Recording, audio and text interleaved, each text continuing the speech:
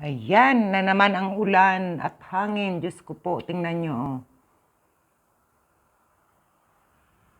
Ayan na naman, mag-uumpisa na naman kami ng linisan na naman to ng mga salamin bukas. Diyos ko, ayan, tingnan nyo ang hangin dito pag umuulan dito sa Saudi. Ayan ang hangin. Oh. Pero ang mga bata, walang pakialam, kumukulog, kumikidlat. Ayan, ako dito lang sa bintana.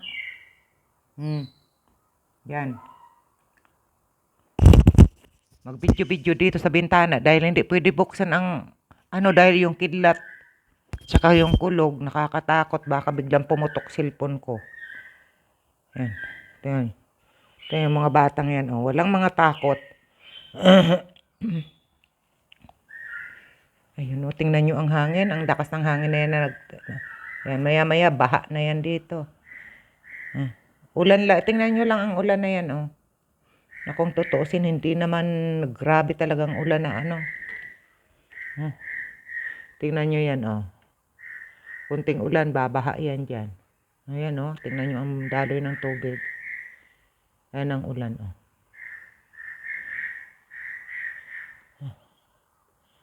Grabe ang hangin. Tingnan nyo, oh.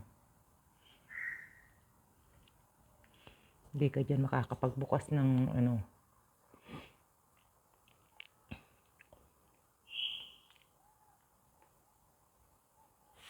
Pero mga walang takot ang mga bata.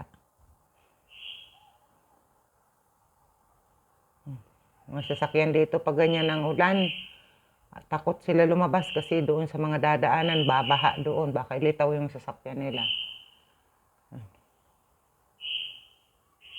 Tingnan nyo ang hangin, oh.